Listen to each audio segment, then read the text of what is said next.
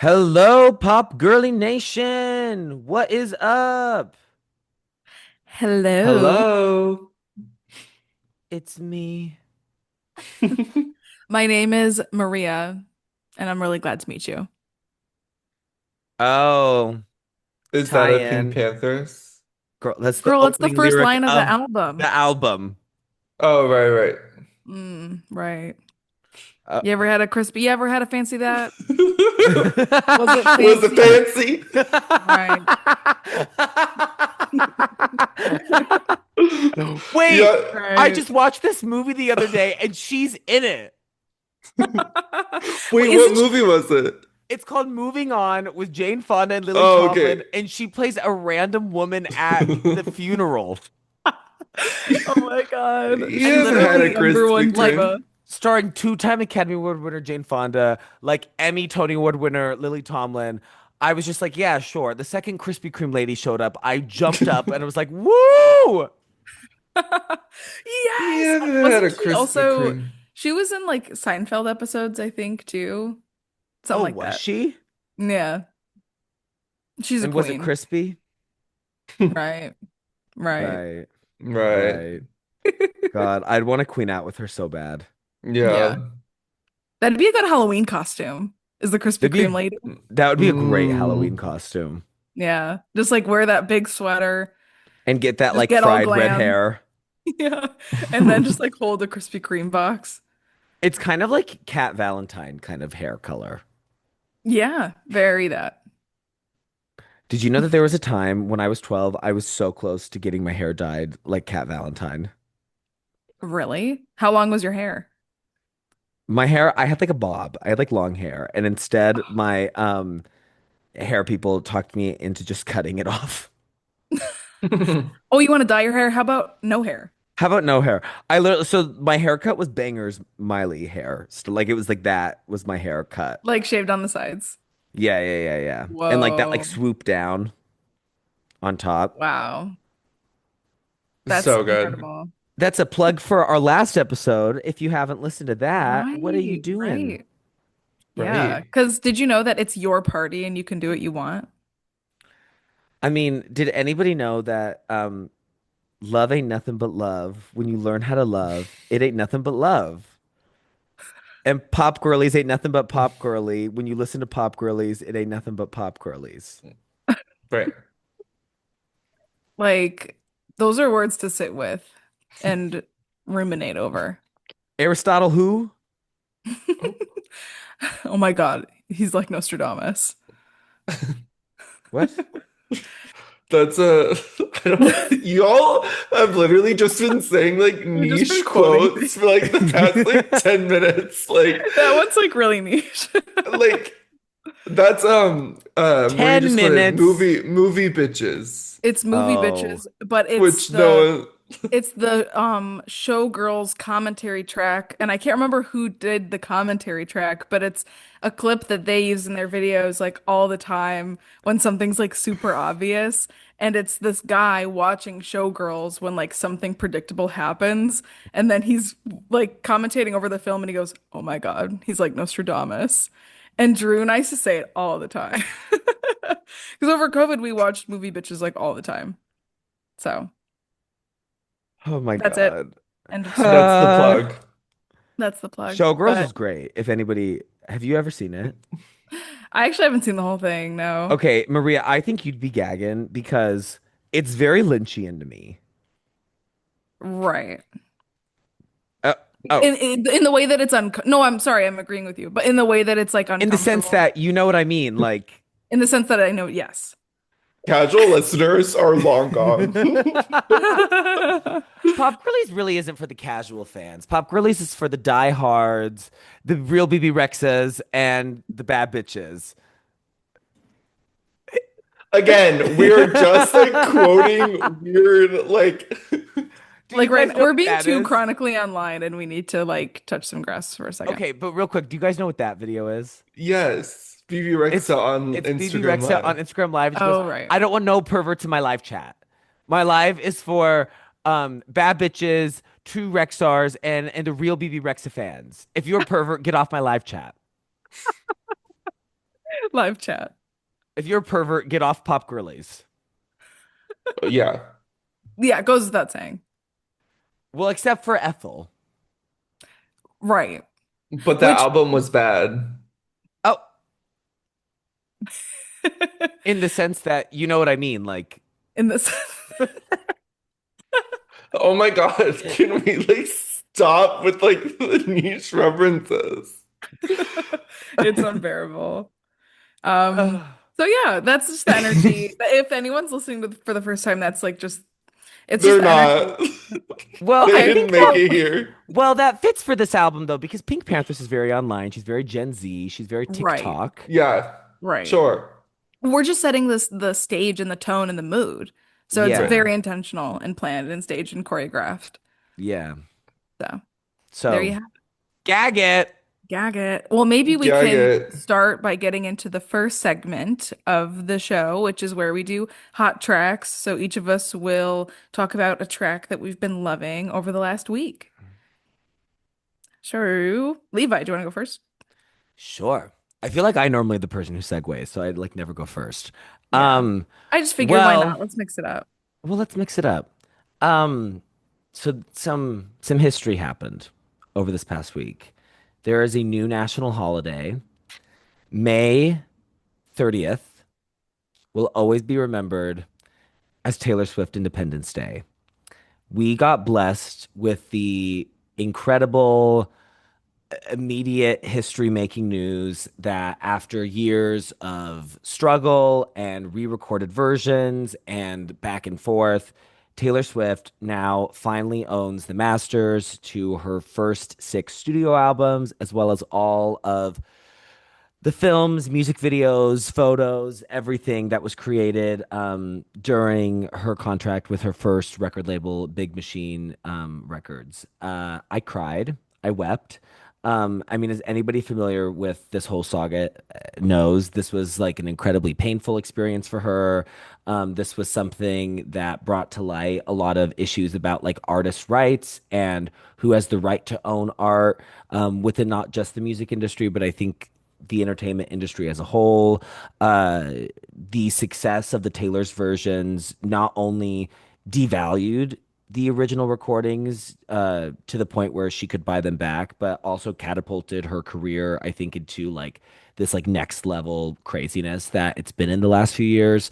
And so I'm just like, as somebody who's loved her since I was 7 years old, and as somebody who considers her like my hero, I'm just so in awe of her. I really am. And I'm just so moved by her perseverance and the way that time and time again she's able to create beautiful, incredible moments out of horse shit, out of the worst possible things that have happened to her.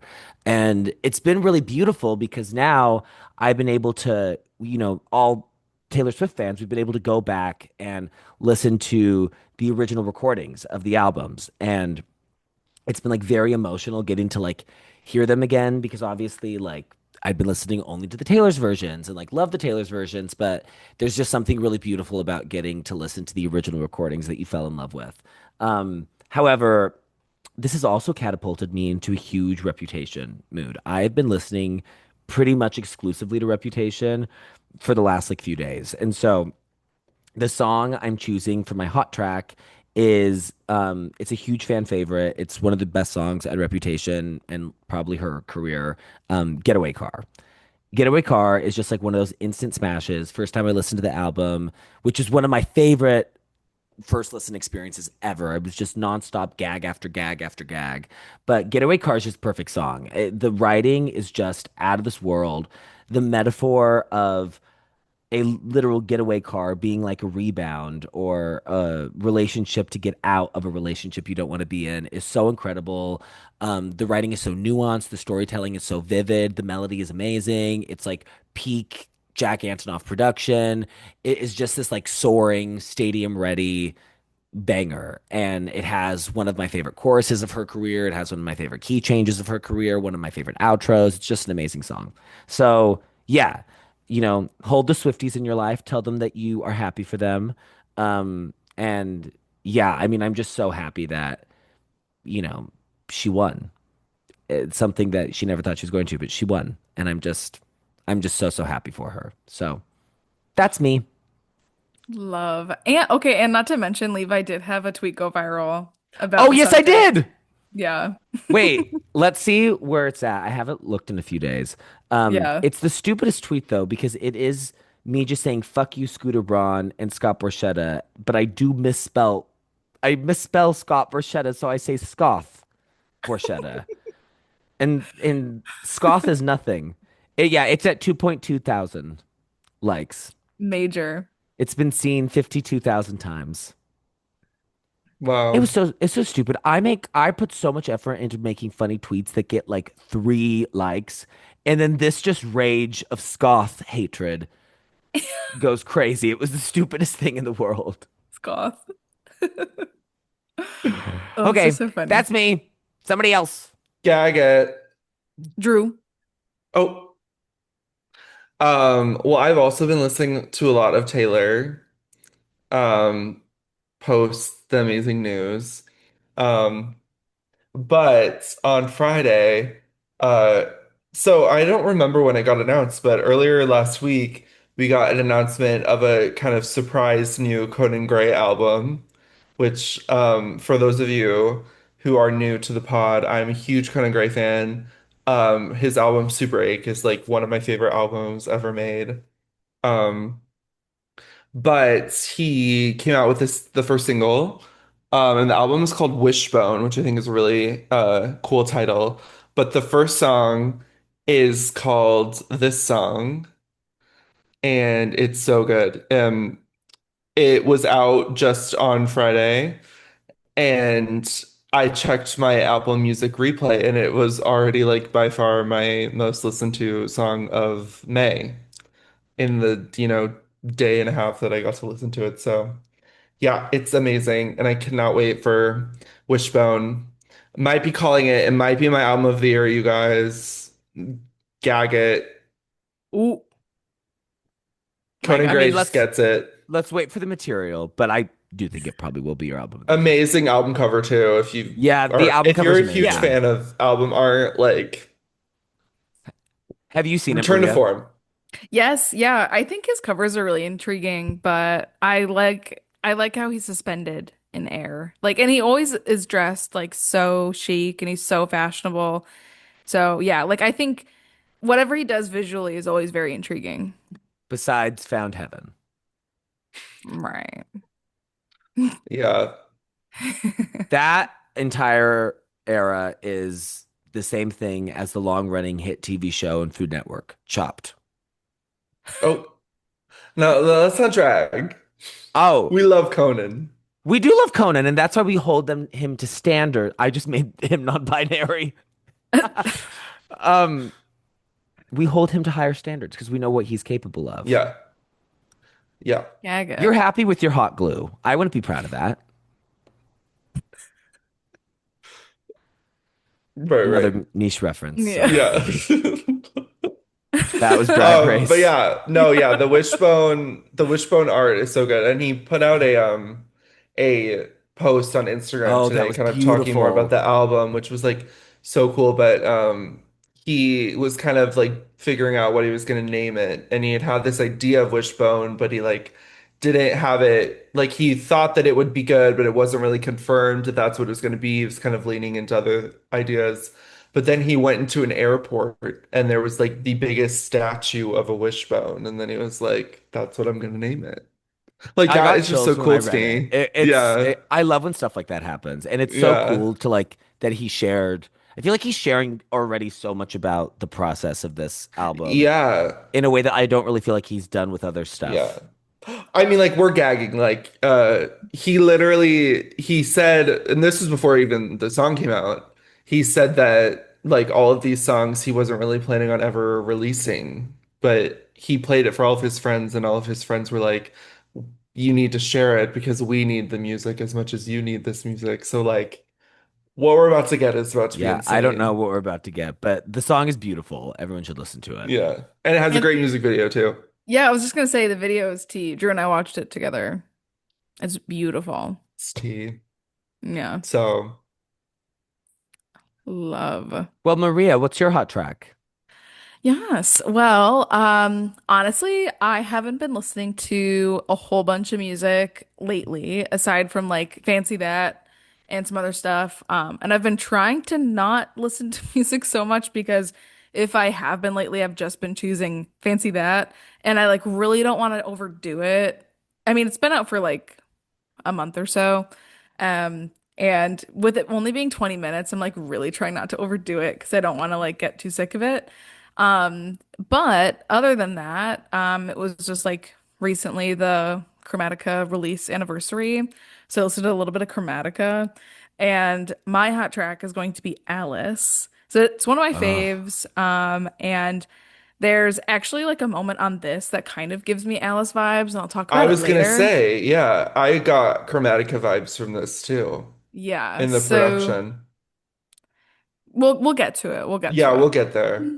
it. But yeah, so like I was feeling, just like some of those vibes. But yeah, Alice, it's one of my favorites. And it's just so good. And it what during COVID, Drew and I made a playlist of like songs that all have that kind of like sweeping, like lush or orchestral intros. And I think we almost got it to like 10 songs or something that like almost have the exact same intro. So Alice is one of those, and it's just kind of funny. But yeah, love Alice. So that's my hot track. the fact that all three of our names are Alice. Oh, And yet we continue to look for Wonderland. We do, but I just am, my name isn't Alice, and it just has to be said. Well, So are we good. ready to get into the album? Yes. Okay, you Maria, what are we fancy doing this that? week? All right. Yes, we're ready to Oh, that fancy was that. good, Drew. A little good segue. Whoa. Okay, great. So, yes, this week, our album of the week. What? What's so funny? Okay, great. You were just being funny. Like, You just made us giggle a little, you know? Okay. Witty catchphrase, you know what I mean? You know what I mean? uh, All right. why am I being executed for laughing? I Jesus. I honestly just assumed I was being laughed at, and I was like, what's going on up in here on this day? Well, you were because No. you said something funny. Well, not laughed at, laughed with. Laughed at Oh, is mean. oh, Okay, are we ready to get into this album yeah, you thing? fancy that? Yes, and I will not be laughing. Oh, please. Okay. Okay. So this week we're talking about Fancy That by PinkPantheress. It's exciting. This is a new artist we haven't like talked about a major project about as like a main thing episode. So exciting. And yeah, this is a brand new album. It came out on May 9th of this year, so still pretty fresh. It's technically considered a mixtape within her discography, and I think it's pretty apparent by the length of it and also with the way that the tracks flow, track to track. So definitely has that mixtape kind of vibe. It's been pretty highly acclaimed so far. It has an 82 Metacritic score and an 8.0 from Pitchfork with a pretty glowing review. As far as the genres, it's primarily like dance music and UK garage. And I think this project as a whole is pretty powered by the samples that she chose and with the artists that she's drawing inspiration from, which I think is so cool. Like the samples are primarily Basement Jaxx, Underworld, Groove Arm, or excuse me. She also sampled Panic at the Disco for Tonight, which is pretty fun. And she also pulled just like more like classic dance inspiration from Groove Armada and Fatboy Slim. So just like that very cool, like 90s kind of garage, like liquid drum and bass kind of vibe. And I think the way that she makes all of those genres and sounds her own on this is just like so unique and so fresh. So as I said before, the album's only 20 minutes, so it's pretty fast. But also just to give some background on her in general, she is from Kent in England. And she was born in 2001, so she's 24. And I feel like this is maybe the first instance where we're talking about an artist that's younger than us, potentially. So that's always fun to see, like as we get older, that, The people like it's sometimes I feel like it's hard for me to conceptualize that famous people can be younger than me. And I'm just like, whoa, that's crazy. But yeah, so she is also like mainly primarily known for her collaboration with Ice Spice, Boy's a Liar. That song went like super, super viral. It hit number 2 in the UK. And the remix with Ice Spice peaked at number 3 on the Billboard Hot 100. So super popular, and she's primarily popular because of her presence on TikTok. She's also producing songs using GarageBand and posting them on SoundCloud and TikTok pretty early in her career. And she primarily, as far as genres, kind of encapsulates like alt pop, bedroom pop, drum and bass, and also like this kind of like new like house, dance, garage kind of music. Another thing that I thought was cool as I was kind of reading up on her is that when she was 14 years old, she became the lead singer of a rock band and covered songs by My Chemical Romance, Paramore, and Green Day, which just like Mm. very much feels like a thing like of our generation of like maybe you sign up for guitar lessons at like School of Rock and those are just like the songs that you're covering because like that's kind of like that rock music that was popular when we were younger. So it's again like also cool to have kind of shared experiences with the people that are making like mainstream music now, at least like from my perspective. So I thought that was really interesting. But yeah, I think the album, like thematically, is pretty interesting too. It kind of bounces around from just kind of like fun, frivolous, flirty kind of music to like, I'm not happy in this relationship and all of that sort of stuff. So it kind of bounces around between like a lot more like kind of airy lightheartedness to a little bit more like heady, kind of like emotional relationship stuff. So I think it's a really interesting mix. Aesthetically, it's pretty intriguing. And again, now that we're having mainstream artists from our generation, we're seeing somewhat of the first callbacks to references from this century. Like her style right now is so influenced by like mid 2000s fashion, which almost seems tacky. Like it seems like if anyone other than her was doing like the capri pants and like culottes and plaid, it would be like really tacky. But she just like makes it so chic and owns it. So I feel like that's again just like really cool to see in popular culture. Like references that we actually grew up experiencing are now becoming popular and becoming like cultural touch points. And also the cover too, having this very like posh Lily Allen kind of collage scrapbook feel. I think in any other context would feel tacky, but again, like just seems very cool. And that's, I guess, some of my opinion too. I'm sure you guys have your opinions about the visuals and the aesthetic of everything, and I'm very excited to hear that. Um, so yeah, that's kind of the overview. But yeah, again, it's like pretty bite-sized piece of music, flows really well, and yeah, is very much influenced by that drum and bass, UK garage kind of sound. Oh, I also wanted to mention too, she also samples Underworld for Illegal. And I listened to Underworld a little bit. And if you guys have ever seen Trainspotting, they have that like the song that's like the main song in Trainspotting is by Underworld. I don't know. Have either of you guys ever seen that movie? No, I haven't. Oh, it's a good one.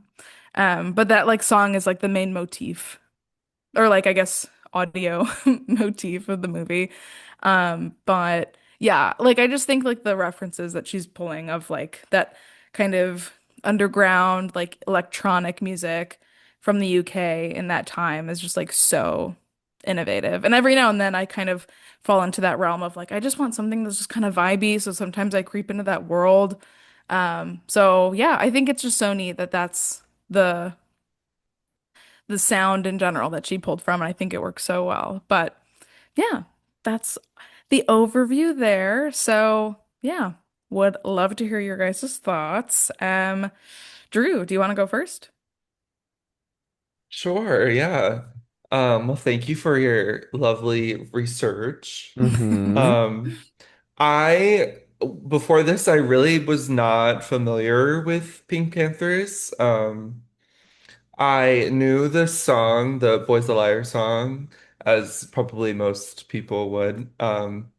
But and the only thing I really knew of her was that I saw that she was an opener for the Guts tour. Like after Chapel Roan, she was the opener for the Olivia Oh, Rodrigo tour. I So I I didn't know knew didn't know that. that, that. yeah, yeah. So I knew that, but that was pretty much it that I knew of her. And then Maria, one day, I think it was like the first time I ever saw your new apartment, you were playing the album, and I was like, oh yeah, that's really like vibey, and I kind of understood like the production was obviously very heavy. But I was not actively listening into like lyrical content or anything like that. Um, so yeah, so it was definitely interesting going into like listening to it as kind of like taking it in as an album. Um, I definitely there were parts of it that I really enjoyed, but then I think part of it for me was I felt like I was listening to it almost in the wrong context. Like I feel like this isn't really an album that I would ever choose to like really take in as an album, if that makes sense. Like, I feel like this is something that, um, and this isn't to like discount the work of the album, but I feel like it is kind of something that you put on to kind of just vibe to and not really take in as much like I don't really think she's trying to say a lot with something like this.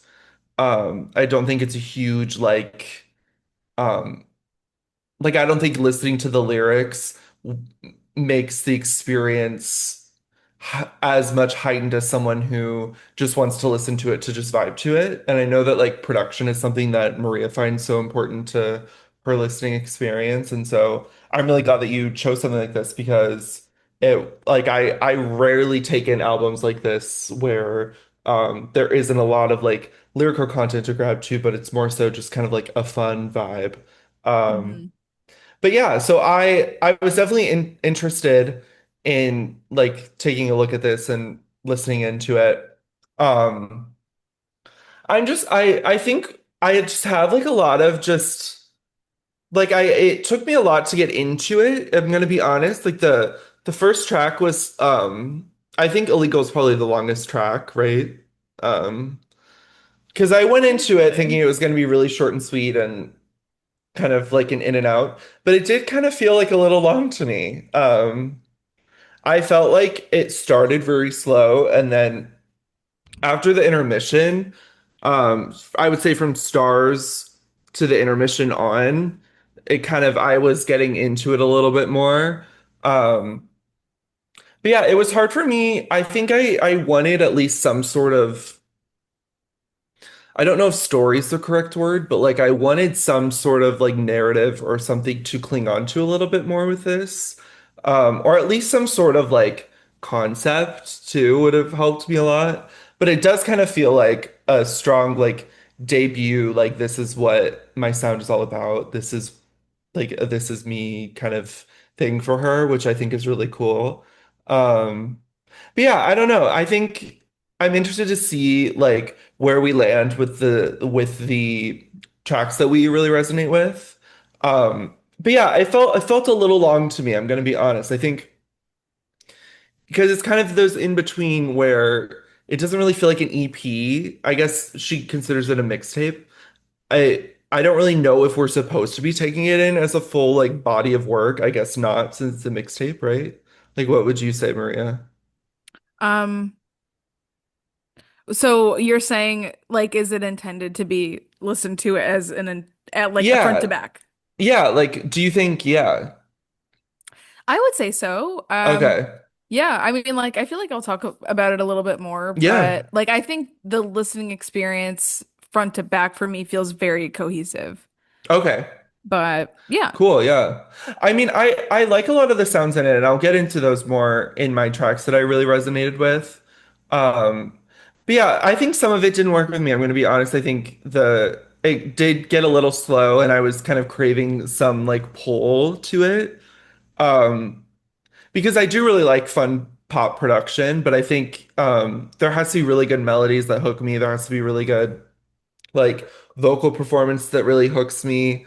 And then if you have good lyrics, if you have good storytelling, obviously that's something that I don't think Pink Panthers is trying. It's not like in her lane, so I wasn't really expecting that going into it. But there were some songs where I was really craving like some sort of pull for me, and I wasn't necessarily getting that. Um, but there were some strong highlights for me that I will mention. So, yeah, so it's kind of a little bit of a mixed bag for me. I will say the cover is not my favorite. I don't know how, I know Maria kind of talked about liking the cover. I personally I don't like the color, that red that she chose. Um, it does feel very collagey, but also that's what she was going for, and maybe she's just not my like cup of tea. So, um, That's yeah, fair. That's super fair. yeah. Nice. But there are songs that I like, so I will get into those. Yeah. Love. And yeah, I feel like I like don't really know what to expect from either of your guys' like favorite songs. So I'm definitely excited to get Yeah, that. But yeah, Levi, I would love to hear your thoughts. Yeah. Well, first, I think I have pretty much a similar relationship to Pink Panthers that Drew has. I mean, obviously, I'm very familiar with "The Boy's a Liar." I think that's a really fun song. I do like the song that she did for the Barbie movie, "Angel." I think that song's really good. oh, I Yeah. forgot about I that. That haven't is I a like good heard that song. song. Yeah, Yeah. I like that song a lot. Um, but Pink Panthers is an interesting artist in my mind. She is somebody who I really appreciate. I appreciate that she is very in tune with like specifics in every aspect of her artistry. She's going for an incredibly specific sound. She's going for an incredibly specific style of creating music. She uses so many samples. She's very focused on short run times. She has such a specific visual style. I mean, she's always carrying around those like little purses, and she always has these like secretary bangs on. I think that the visuals of her albums, I don't know if we talked about this. We talked about this recently, and I don't know if it was on recording or if it was off the air, but I really like her album artwork. I really do. Like I love the album artwork for what's technically her debut album, Heaven Knows. I think that is super cool. I also like the for her first mixtape, Take Me Home. I think that's cool. And then I do like the Fancy That cover art. I would say it's probably my least favorite of the three, but something I like about it is I really do like that red. Actually, I think that red is really cool. It's very vibrant without being like garish or neon. I love like that deep red. I like kind of the collagey thing because I think it really fits with this like late 90s, early mid 2000s vibe that she's got going on and this kind of like I mean Maria mentioned it. She's very much somebody who exists within like the bedroom pop world and like she came up, creating stuff in GarageBand. So it has this like homemade quality that I think kind of ties into like who she is as an artist, which I like a lot. And then I also like to me this is such a British project in I mean all of it. And one of my favorite things about it is that it's called Fancy That. And like I Yeah. like that you see like the telephone box and like the crown on the cover art because like Maria mentioned, I mean this is such a UK garage inspired drum and bass inspired project and I think of those genres as so rooted in the UK and in British culture. I mean, that's where those sounds really came up in like the underground clubs. That's where they kind of crossed over to the mainstream. And so, I think that that is really cool. Because yeah, when I was listening to the album before, I really like took a closer look at the cover art and kind of piece together the Fancy That thing. I was like, oh my God, this is so British. It's like that same feeling I get when like you look at somebody who has like crazy plastic surgery and you're like, oh my God, you look so British. Or like, you know, you know what I mean? How like people from like England have like crazy plastic surgery, like on like Love Island or something. Oh, right. Do you know what Yeah, I'm yeah, yeah. talking And about? Like like that, the like concealer lips and the yes, brows. Yeah. that's what I felt. It's that same vibe felt listening to this music. Um, I think so the yeah. funniest thing on the album cover is like the biscuits on the left-hand side. Oh Like yeah. it's Wait, just where are so the funny. biscuits? They're like on the middle left to her. Oh, wait, and I'm just Yeah. seeing this lipstick. I didn't even clock the lipstick either. Yeah, and there's like a car. You Uh know what it kind of reminded me of? It reminded me of like an early 2000s, the shows that would be on the CW? They would all Yes, have a it's very exactly that. distinct poster. That's what it reminded me of. yeah, Yeah, to I me think it's. it Yeah. Oh, kind of I also gives like that there's tape on the crown. Like the crown right. is taped on. Like it literally looks like somebody made this. Yeah. It feels like a very like British version of like Lisa Frank without like the leopards. Mm. Just in the way that it's like every single thing that is this vibe all in the same place, like very overwhelming kind of collage art. Um, so yeah. See, and like that kind of I think goes to something that I like about her. I like that she's going for something very specific, and I think that she really knows what she's going for. Do I necessarily think what she's going for is for me?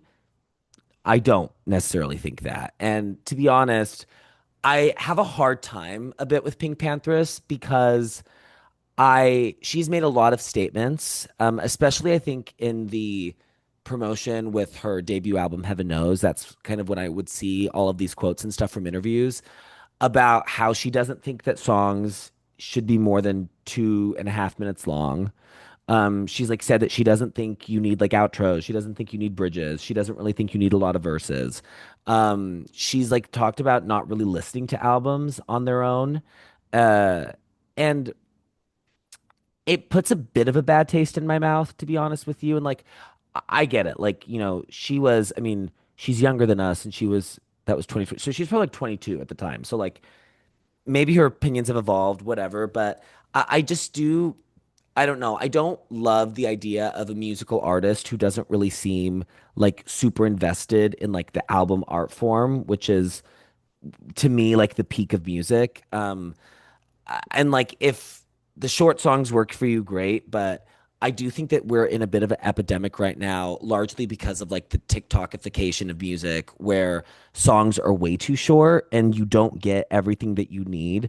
Obviously, not every song needs to follow a traditional verse, chorus, bridge, chorus structure, but that structure exists for a reason. Like that structure is tried and true and it works and it provides dynamics. It provides ample opportunity for you to get a story across or explore different kinds of melodies. And, not every time, like, obviously, there are a lot of songs with a non traditional structure who don't have a bridge or don't have a whatever. And I think they're great and they do exactly what they need to do. But there are a lot of times, and especially recently, with the kind of pressure from TikTok and from streaming to make shorter music, that I feel like the songs feel very underbaked. And so an artist who's like very dead set on like making exclusively like short music, it's just not my vibe.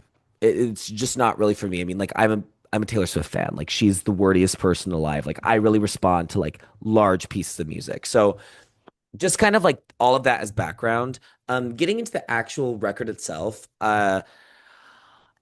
it's interesting. I think like there I respect a lot of what's happening here. First of all, I think she's a really talented producer. That's the part of her as an artist that I respond to the most. I think she's incredibly talented. I mean, the samples are woven in so well that I don't clock them as samples. Like I feel like a lot of producers like make them super obvious and lean on them really hard. And like for her, they really do feel like a quilt that she's making. And like she's like taking all of these individual threads and creating something out of that, which I think is really cool. I think that like requires a level of sophistication. And this album does not sound like this mixtape does not sound like the work of somebody who like learned how to produce in GarageBand. I think it is incredibly well made. I think it sounds pretty expensive. I like the kind of like juiciness and bounciness of the synths. I think that's really, really cool. I think there's some like interesting things happening with the vocal production. I think where this album loses me, is it okay that I keep calling it an album? I know it's technically a mixtape. Am I gonna get like No. shot if I keep calling it an album? Okay. No. Um, it I think it loses me from a composition standpoint, first of all. I mean, kind of like Drew said, I'm not expecting you know, crazy lyrics from her. That's just not, I think, the kind of artist, especially, I don't think this is the kind of project where that's going to be happening. And there actually were a few lyrical moments that I really liked. There's this moment on Girl Like Me that I thought was really interesting where she's talking about, like this man that she's singing about, like this, like bleeding through therapy and like spending all of like his clarity. Like I thought that was like an interesting rhyme and kind of like cool imagery. um so there are like moments that I find kind of interesting. There's also moments that on lyrically that I like on Nice to Know You, but melodically I struggle with this. I'm going to be honest. I understand that like this conversational melodic structure I think is really what she's going for, and I think that's really in line with like garage music, but I struggle because a lot of these songs to me exist in very similar sonic landscapes. They exist in very similar tempos. They all share this kind of like jittering, like off kilter beat structure and these kind of like kind of oozing synths. And so I feel like melodically is where we could have had some like more variation, and just things to like make the song stand out. And there's this just sing-songing quality to a lot of the melodies here that I don't find interesting or attention grabbing. And I think they make it very hard for me to really differentiate the songs from each other. And so I think that is maybe something that contributes to that feeling that Drew is describing, because I also felt it at points of like, logically, I know that this is an incredibly short project and these songs are incredibly short, but there are moments where like I feel like it drags. And especially for something as short as this, like it should not feel like that at all, in my opinion. So I struggle with that. I also struggle with her style of vocals. Um, I don't know. There's this like quality to her voice that I don't really connect with. And I don't know if it's because she's like talk singing a lot of it. Because I like her vocals on Angel, and I feel like that's a bit more like singing, not like this like talk singing. But there's this kind of like, I don't want to say whiny, but maybe like sharp yet also like unemotive quality to the vocals that I'm not really into. And I think a lot of people will be into them, and I think they certainly fit the vibe of what she's going for, but it's not something that I particularly respond to. I can appreciate it, but it also is one of those things that makes me feel like this isn't going to be something that I come back to a lot. And like I don't really think that I'm the target audience for this kind of music and for this kind of project. I mean, I think somebody like Maria is, and I know that Maria is so into this and has been obsessed with it since the very first single came out. And so I think that that is really indicative of like this being successful for what it was trying to be, because I think it's really appealing to the person that it's supposed to appeal to. Um, I don't know if this is the kind of project that like gets her like new fans. But I was reading this interesting thing on Apple Music, because they always on Apple Music they always have like descriptions of albums, and a lot of times they're pulled from interviews with the artists. And this was interesting because I was reading it and it talked about how with the kind of the way that her career has gone, you know, being viral and really starting like in her bedroom on GarageBand, kind of that like underdog, scrappy, like kind of outside voice part of it, but then also this going viral, having a huge hit, having commercial success in like multiple countries, being attached to like big movie soundtracks, has like given her a taste of mainstream success. And she finds herself really like caught in between like wanting to be like a mainstream act versus wanting to be an unsung hero, is how she phrased it. And she said in this interview that she's more interested in being an unsung hero right now. And that makes sense to me with the way that this album is. I don't think that this is the kind of record that like catapults somebody to a new level of popularity or awareness in the mainstream. But I do think that like this is the kind of thing that for the people it's made for the people who get it, for the people who are on board with his vision, it's going to really satisfy and appease them. I just don't know if it's going to bring a lot of converts to the party. But I don't think she necessarily wants a lot of converts to come. So, yeah, that's kind of where I'm at with it. I'm excited to talk more about individual tracks, but those are my like overall thoughts. But I am very happy that Maria picked it, honestly, because I this is something that I wouldn't have chosen to listen to on my own. And I don't know if Drew would have done the same thing either. And like I certainly would have picked something like this for the show. So, I think it's just a kind of a testament to like this is maybe an area because I know a lot of us kind of we exist have a lot of common ground with our taste. Like there's a lot of music that all three of us really love, but I think this is an area that maybe is a bit more of like an outlier, and I think it's cool to have that represented. So yeah, that's where I'm at. Cool. Oh, well, thank you both for your thoughts. I'll kind of go into some of my more detailed thoughts. But I do think it was pretty clear from my album overview that I am very into this, and both of you alluded to the fact that I do really like this. So yeah, I'll just get into some more of my thoughts. It's interesting because I was like writing down some of my thoughts, and I initially had written down could have and should have been longer. And then I was like, wait. Maybe let me rethink that because I still do think it could have been longer. Like if there were more sounds and more songs, I definitely would have welcomed that and would have loved it. But also having the experience of it just being a 20-minute mixtape is also kind of fun in my opinion. And I've had actually a ton of fun just like looping it. Um, like I feel like every time I listen to it, I listen to it like twice, which does then make it like nearly a full album length. But yeah, I don't know. And then in my opinion, it hasn't necessarily felt um like redundant to listen to it twice. I'm like, oh, here's this song again. Like as I've been looping it, it still kind of does feel fresh, like upon every rotation of the whole thing. But I feel like that's also somewhat biased, but these are my opinions, so you know. But again, we were talking a lot about the visuals and the album cover. I think the whole project is like aesthetically very pleasing. I very much enjoy the like callback to the mid 2000s visually. The music videos are also amazing.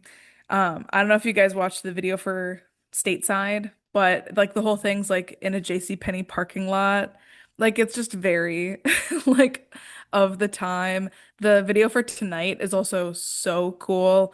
It's so chic. It's like that like Regency era like dance party, like house party thing. It's just like so cool. So I'm like very into all of that.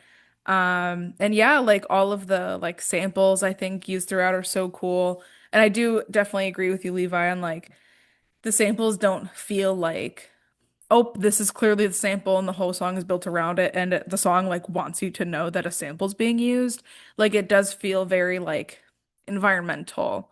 Like it all is very like melded together like very cohesively.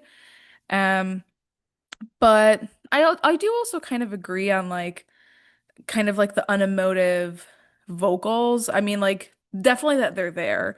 I personally feel like they work for the project, but also could be like a potential, like thing that might deter somebody from like really latching onto this is like the lack of personality, you know?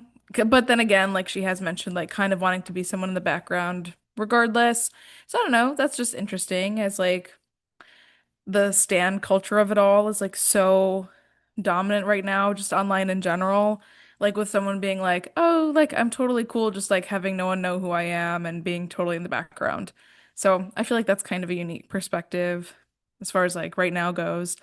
But as far as like specific songs for me, there's just like certain moments that I think are so fun. Like Girl Like Me, I think has such a really neat like drive in it. And I feel like the whole album, like whenever it's used, does uses like chorus effects like really interestingly.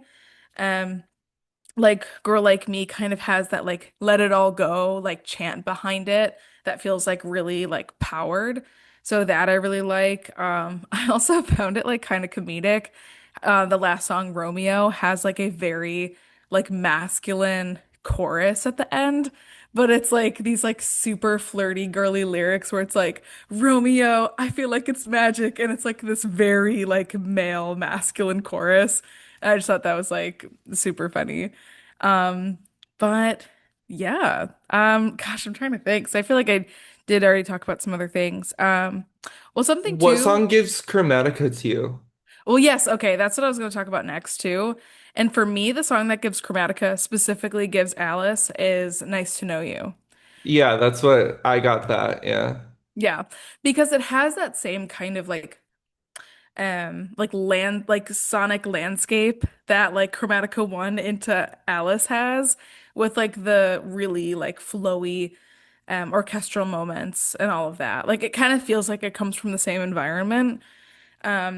And then, like Chromatica does also have like a liquid drum and break. Oh my God, liquid drum and bass break at the end of Sign from Above. So I guess that also ties it together since some of that's being used here.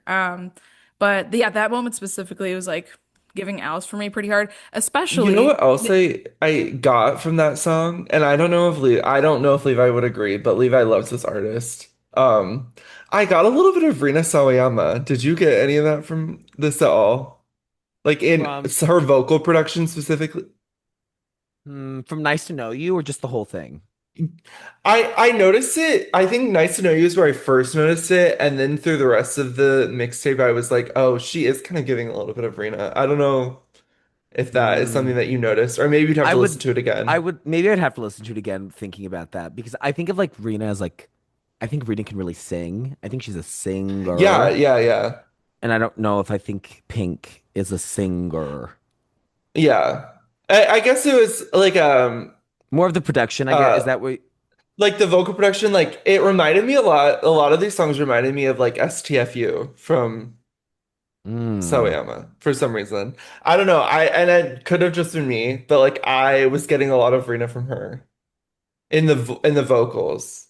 But obviously like Rina has some other vocal moments that are like huge, like hmm. rangy moments, but I Yeah, don't I'd have know. to think about that more. I Yeah. feel like they both kind of do runs, like vocal runs the same, where they're like kind of whiny and like really kind of in your nose, like kind of nasally.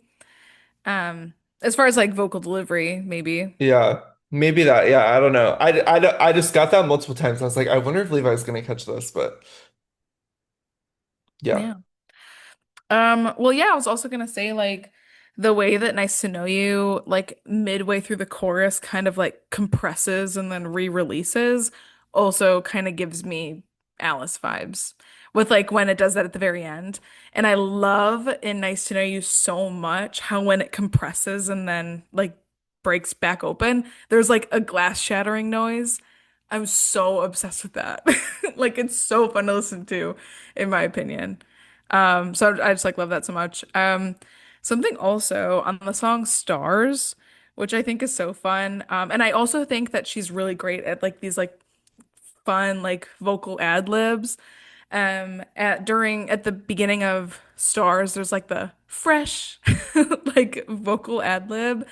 And for me, like that really made me think of this like subgenre of music that's called future funk, which is primarily remixed versions of what's considered Japanese city pop, which is essentially when like the really like bombastic pop music of the 80s here in America traveled over to Japan and got really popular. And then in like the early 2010s started to get remixed. And then so future funk is city pop remixed, if that makes sense.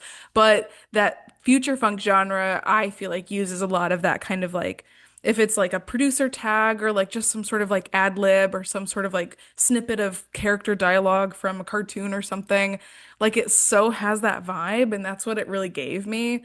And my brother introduced me to that future funk subgenre. I don't know, must have been like late middle school, early high school, something like that.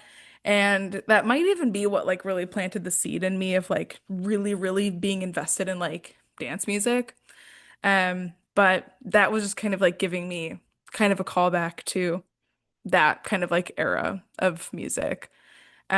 So yeah.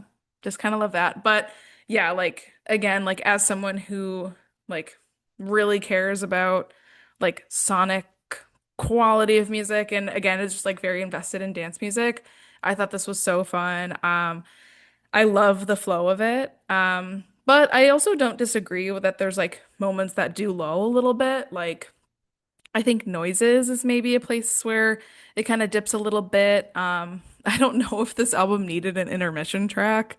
It maybe could have even just been an extended outro on a different one.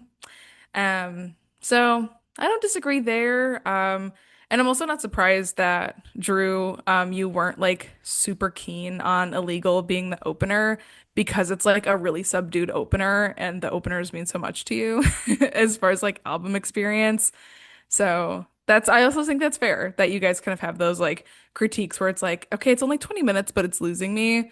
I don't feel that way 100%, but I can also see that perspective for sure. But it's also like the things that you were noting were like like if I would have known about this like secret pop genre that like I guess not secret, but like this kind of unique subgenre, I would have been like living as hard as you. I guess I don't know, maybe I just needed like a little bit of lore. I Sure. don't know. But Yeah. like I love how much you ascended to this. Yeah.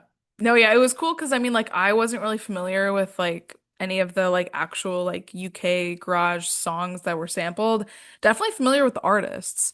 Not not like the actual specific samples that she used. So it was cool to be reading up on it and listening, being like, oh my gosh, like I know this song from this artist, or like whenever I like get into like this world of music, like I usually listen to like Underworld or sometimes I do listen to Fatboy Slim, so it's just like that whole world of music is like fun to creep into, in my opinion, every once in a while. Um, so yeah, would have loved if she sampled anything Chemical Brothers because I do know a fair amount of their tracks. Oh, that would have been so cool just thinking about it, but it's okay. So yeah, I think from here we'll go into our favorite and least favorite tracks. So we'll start off with our me's, our me hee hee hoo hoo hoos, our least favorite tracks. Ooh. So we'll go in the same order. So Drew, you can go first. Yeah, so Maria was kind of referencing my meat is illegal. Um yeah, I feel like kind of just for all of the reasons. I don't really find it like a really impactful opener, but then also just like I think it's also one of the songs where I was kind of referencing how it felt a little slow. That was the one that like I really found slow, and I think starting on that note and getting slow from the start kind of starts for a little rough listen, I think. So yeah, that would be my me. Nice.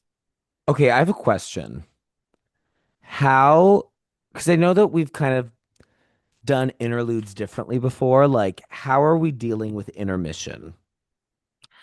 I would say let's not include Okay. it. I do then just want to make a note. I think it's fucking stupid that there is an interlude on a 9 track, 20-minute project.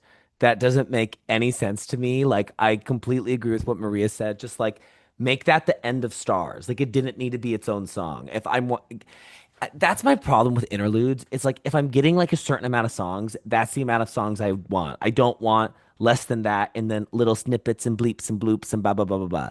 Especially this one isn't even like a musical anything. I mean, I guess it's intermission. It's whatever. It's Yeah, just like it's like it's exclusively atmospheric, and it's like, it's talking.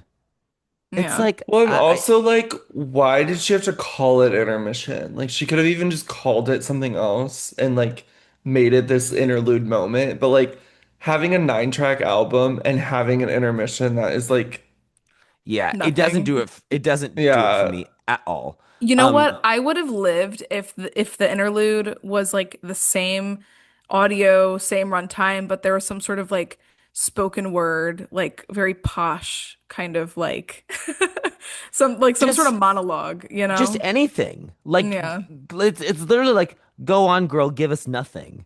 Which if right. it's a 9 track thing, I don't want no go on, girl, give us nothing. So there's my note on it, but I understand that's kind of like a cop-out answer. So I think this might be controversial, but mine is Tonight. Oh. Um, and I know that that was the first single. I agree with you that the music video is super, super cool. Every single time I watched the video or like had it see it pop up on Twitter, like I was always like, maybe I'd like the song if I just listened to it more. You know, I like wasn't writing it off at all. I was just like, huh, because that's normally like my reaction to when I hear Pink Panther songs. It's just like, oh, it's not really like an immediate like I love this or I hate it or whatever. But after listening to the project a few times, besides Intermission, that is the one song that does nothing for me. Because on other songs that like I'm not huge fans of, there's at least like a lyrical moment I like, or like this part of the production that I think is cool. Uh, Tonight, I'm just not really gagging, unfortunately. I think it's cool that there's a Panic at the Disco sample. I like that, but And it's funny too, because the thing is, the panic sample is like the first 4 seconds, and that's it. oh, really? Yeah, it's just the like, wow, wow, and that's it. That's the whole sample. I was so gagged when I was reading all of the information about the album, and I was like, wait, Brendan Urie produced this song? Like, he's like what? He Like, came out of that's so retirement. awesome. Like, what? And then I was reading, I was like, oh, there's a sample, and I don't even know what the sample is, but Really iconic though right. that she did choose to sample a song from Pretty Odd. Like that feels like super on brand, but I'll just So that Just say that's my that. knee. Yeah, Tonight. dang. Well, that kind of gagged me, not gonna lie. Sorry Uh, to all you Pink Panthers. What are the Pink Panther stands called? Da-dun, da-dun.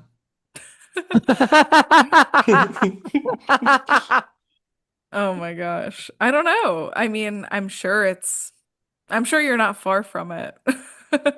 Pink Panthers. I don't know. Okay, side note though, I was trying to figure out what the like Chapel Roan stands are called, and I still don't know. I didn't get a solid answer. Like, what are her stands called? Do you guys know? Lesbians. I have no idea. I don't know if there's a name for them. Yeah. Yeah, I saw a lot of like conflicting contributions to the conversation. I was like, okay. Oh, but regardless, my least favorite track from this album, I think is going to be Noises. I do think that this song flows really nicely into Nice to Know You, but I do feel like it contributes to like a little bit of a dip right at the middle where we just got done with like three really fun upbeat songs, and I don't know if like this kind of like lull moment was needed right in the middle. I don't know. Like I think maybe Noises would have been like a good like second to last track. I don't know. I just don't really like where it is in the album, and I'm not like a super huge fan of the melodic structure of it. Like it feels very just like it feels like the vocals are trying to catch up with the instrumentals, like not in a good way. I mean, like I'm being really critical of it. I still really like the song, and I mean, like I listened to the whole thing front to back. Like again, I just loop it, so I don't skip any of them, especially because it's so short. But yeah, I think that's probably like the moment I enjoy the least. I do think it's kind of funny though, like the little ad libs in it and the samples. Um, so yeah, like don't hate it, but I think it's my least favorite for sure. Okay. So Gag now, it. Gaga. So now we'll go into our Holy Trinities, our three favorite songs. So we'll go 3 to 2 to 1, and we'll start with Drew. Yes. So my three is gonna be Stars. I think the production's really cute.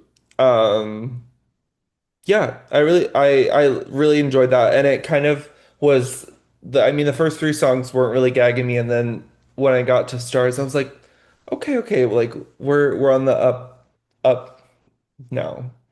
Um, my number two is Nice to Know You. I love the chromatica feel of it. Yeah, and I like the shift in production. That one feels like an outlier for me for the rest of the songs. Um, so yeah, I really like that one. And then my number one is Romeo. I think um that was a really cute song. I think it's also I think it shows off more personality for her. Like I think it's just kind of what Maria was saying, like how the lyrics kind of feel like a little like she's kind of like juxtaposing herself like in the lyrics, like with the kind of masculine sound to parts of it, and then her little like I find her voice like very like fruity almost. Like Mm. that's kind of the adjective I would use to describe her voice. But yeah, I think that those three are the strongest for me for sure. Love. And I Yeah. wanted to say too, because like the pre-chorus of Romeo is like it's like steps, like she's listing off steps. And so she goes, step one, don't let yourself fall in love. And then she says step two, and then never says a step two. Because she goes, step one, don't let yourself fall in love, because that is no fun. Step two, oh Romeo, there's something in the air tonight. And it's like not an instruction. So I just think like structuring the lyrics like that was like a little bit silly. Like it's a little bit comedic listening to it, and the song feels campy and it Yeah. feels like it does have personality, like you said, Drew. But yeah, Yeah. I just like think that was such a funny choice. It's like, okay, we're listing off steps and we didn't get past step one. Right. Right, right. But yeah. No, I thought it was cute. I liked Yeah. it. Yeah. Okay, Levi. Well, let me go. Um, okay, might be controversial. My number three is noises. Whoa. Whoa. Whoa. Uh, and it's because it made me laugh. Yeah, it's Because funny. I like that it's a song called Noises, and like the refrain is, "What was that?" Yeah. It's funny.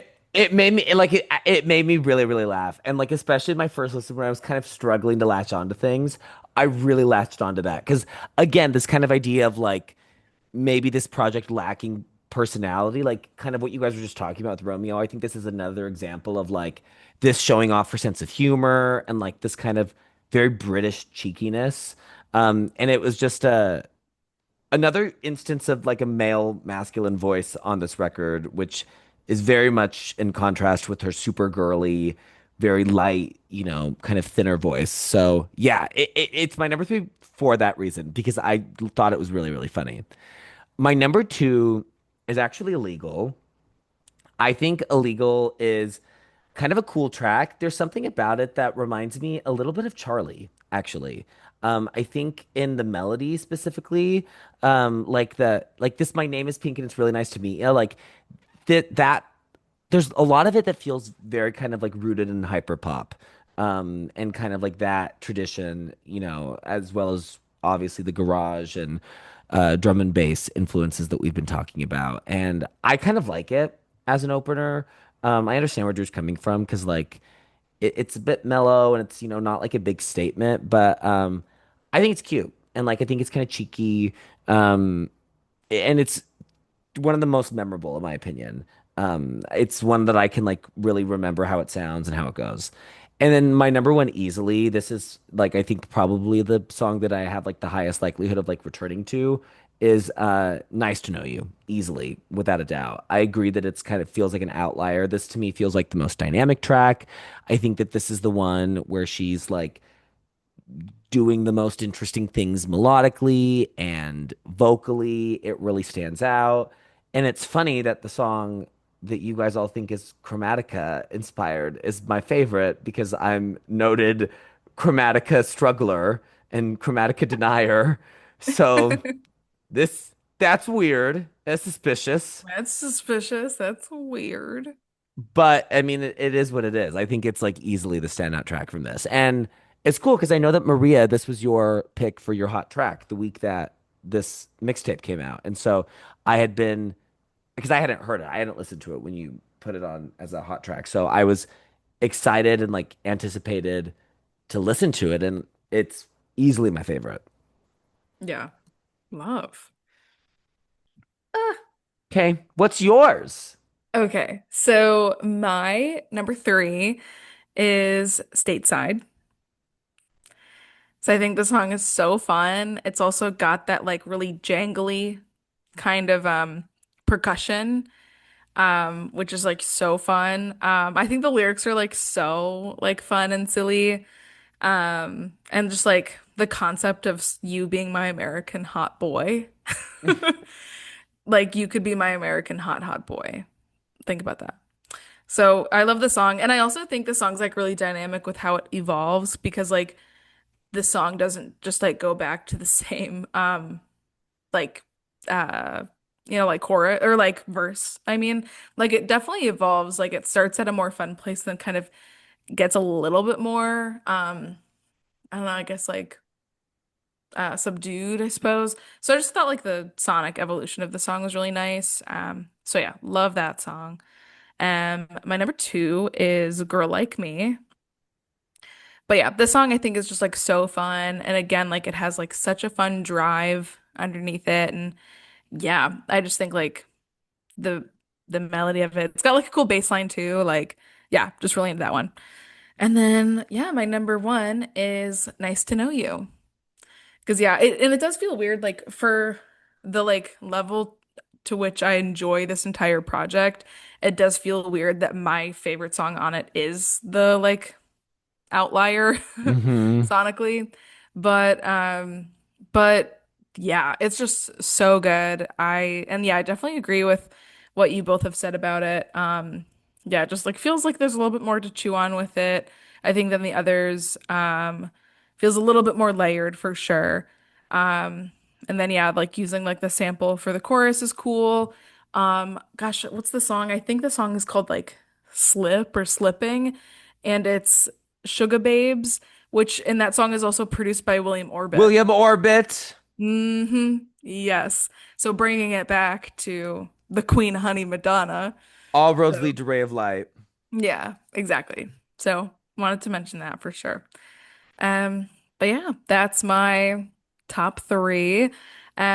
But again, like cause I was like really, really into Tonight, when it was released as the lead single, and it felt weird not having it in my top three either, but with the context of the whole project, it's probably like number four, but just wanted to mention that too. Okay, so now we will go into our album scores out of 10. So we're opening what we call the utensils drawer, and we're going to do our Drew fork, Maria spoon, and Levi knife reviews. So Drew, you can go first. Yeah. Um, I'm having a little bit of trouble rating this. I really wish I wasn't first. Um, Petition for Drew Fork not to always be first. Mm, Also, just throwing that out we can there. discuss offline. Okay. Um, Pop Girlies Nation, let us know what you think. Should Drew Fork so always be Levi first? is gonna go point one higher than me. Um, Oh God. I swear to God, it's not intentional. you know, I'm gonna be honest, I really didn't vibe with this, work as a whole. Um, I'm gonna go in at like I feel bad because Maria really liked it, but I am gonna go in at like a 5.8 because it's below I feel like it is a little bit below Harlequin for me. Well, you know what? I'll take that with pride because you're kind of giving some flowers to Harlequin with that. I So I have am to because take like it. Happy Mistake is on Harlequin, like Yeah. 5.9 for that. So I'm gonna give And your favorite, Oh, and the Saints. Oh, and the Saints. oh, well that's Yeah. right. Now we just Okay. pissed you off. Now I you're pissing me off. yeah, I just have to take my little wins as they come, you know. So, Okay, okay. come on, Well, thank you, spoon Drew. it up. So, my score, I mean Tank like it I high. huh? Tank it high. Hold my hand, tank it high. What? That's so creative. That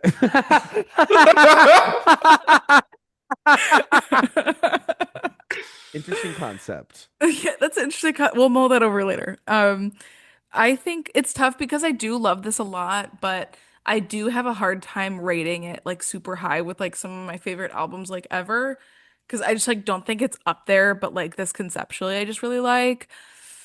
Soru, I feel like I'm gonna give it an 8.8. T. 8.8. Yeah. Okay, Drew, you were exactly on the money with me. That's exactly the number that I had in my head too. 5.8. 5.8. Yeah, that's exactly what I Whoa. had in my head. Um, Whoa. yeah, I mean, I feel kind of similar. I feel bad also because like I think that like she's an artist that is doing something interesting and like I think it's cool that she's carving this lane out for herself, but I have to be true to my listening experience. And it's just like, this is not something I see myself coming back to. This isn't really something that held my attention. And it's just, I just think fundamentally not for me. But for the people that it is for, I love you. I see you. You are beautiful and valid. And I want you to, dance your little touche off to this music, honey. Right. Honey. So this does give us a average score of 6.8. You guys kind of held my hand, tanked it, but We that's kind of okay. hold my hand tanked it, but we did get Harlequin praise in the process. Yes. So Yes. really, I would think you should take this as a win, Maria. I You feel got so Drew to say crazy. something nice about Harlequin. Yeah. That is bigger than like you even listening to this mixtape is giving praise Whoa. to Harley Quinn. I mean, PinkPantheress ain't no gaga. No. No. What are we talking about?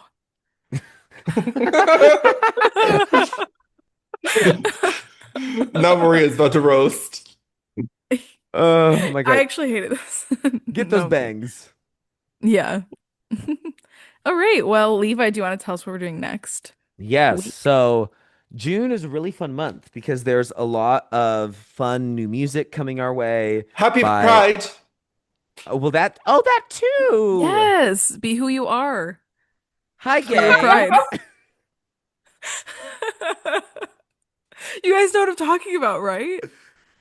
Oh, Be who you are for your No. pride. what is that? Oh my gosh, it was like a TikTok audio like years ago, but it's like some lady singing and she's like, "Be who you are for your pride." So Maria is bringing the fun from the beginning of the episode back to the end. Well, yeah, because let me say something else too. Do you guys know that Hillary Duff Yes. PSA ad Yes. where it's like you really shouldn't say that's so gay when you mean it's bad. I mean, what if every time somebody said they don't like something, they said that is so girl wearing a skirt as a top? I mean, that's legendary. When you say that's so gay, do you know what you say? Whoa. That's legendary. I didn't realize that you guys had never heard that before. No, I'm sure you have at some point. I thought you just came up with that. I No, I'm thought I you saying did that cannot take you. too. it's legendary. I cannot take credit for that. Um, but yeah, be who you are for your pride. Yeah, I mean, you're beautiful in your way, and God makes no mistakes, as a wise poet once said. Right. Everybody say love. Well, and as the wisest of them all once said, shade never made anybody less gay. Yes. Can I get an Uh-oh. amen? Me when it's 7 a.m. and someone's taking shots at me like it's Patron. Damn! Oh my God. Oh no. When we don't have things to talk about, we today are just going straight to the niche references. Girl, you need to calm down. Top two hit. That's not niche.